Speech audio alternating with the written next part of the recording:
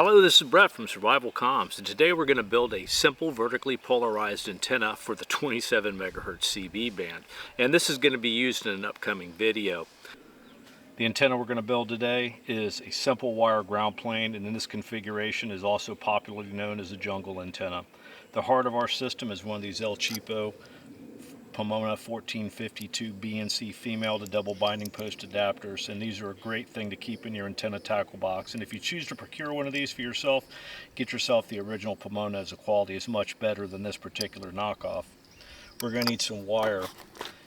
We're going to use some 20 gauge silicone jacketed wire in this build, but any wire less than 18 gauge of sufficient strength to support the weight of the antenna and the feed line that you happen to have on hand will suffice.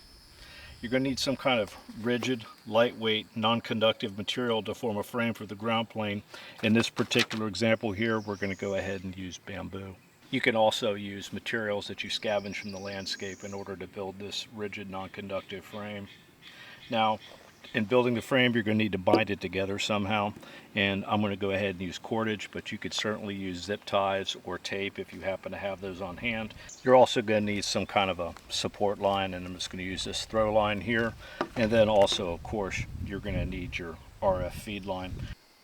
To build this antenna, we're going to build 4 elements of a quarter wavelength, 1 vertical radiator and 3 radials.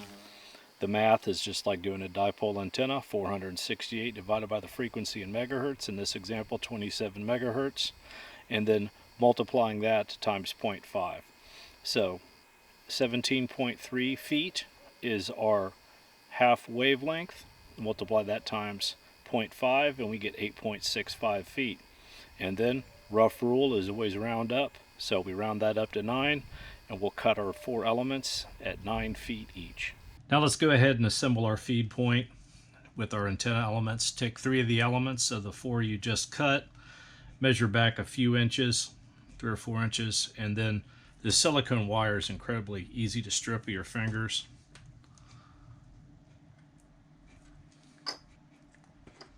To get it through here, and then you're pulling all your wire elements through here just like that.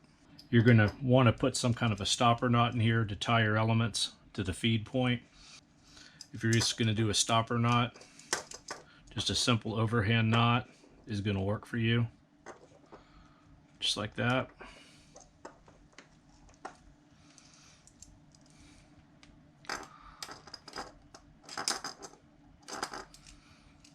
And then you can see it's not going to pull through. Now, take your antenna elements, because the diameter of 3 20 gauge wires is not going to fit through that little tiny hole in this knockoff adapter. So just tie another overhand knot in your wire itself, and this is going to give you a positive electrical connection between your elements here and allow you to reduce the conductor size. So dress that knot up just like that and deconsolidate your wire.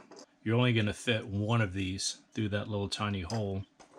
Take your leatherman tool scissor and cut this wire. So reconsolidate that 1 wire. Cut a little bit of it off with your leatherman tool at the end. And that is just about the perfect size to fit through that hole. Just like that. And then just tighten up your binding post. Now your center conductor is going to be much easier because you're only working with 1 wire. So loop it through and try to keep it about as much length as you had on the other one. Go ahead and I'm going to tie a bowline knot in here.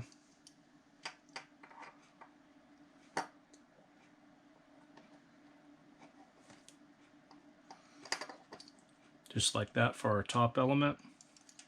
Then strip back your wire.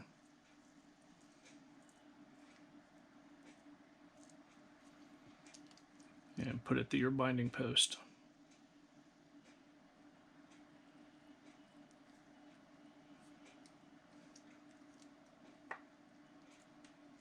Tighten it up.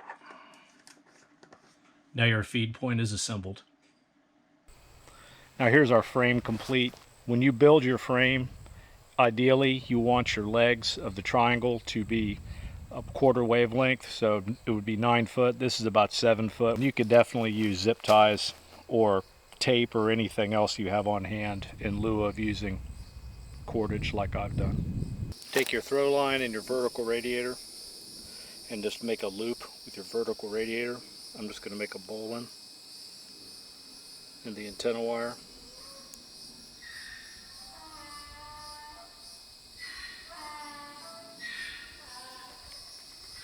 Just like that there, and then I'm going to go ahead and hoist the antenna. Once you get this about this height, go ahead and take your radials and comb them out and tie bowline knots around the corners.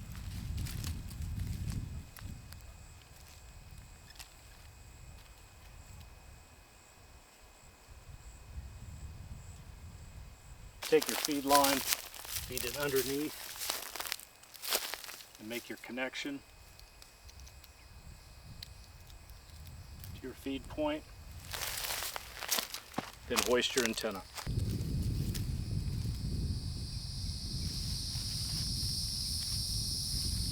And here is our completed jungle antenna aloft. See, it's almost up as high as that branch I threw that line over.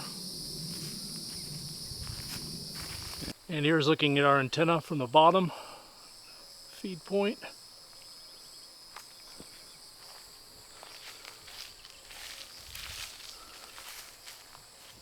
Pretty doggone cool. Just about where we want it. And we'll put it on the air on the next video. I hope this helps. This is Brett from SurvivalComms. Till next time.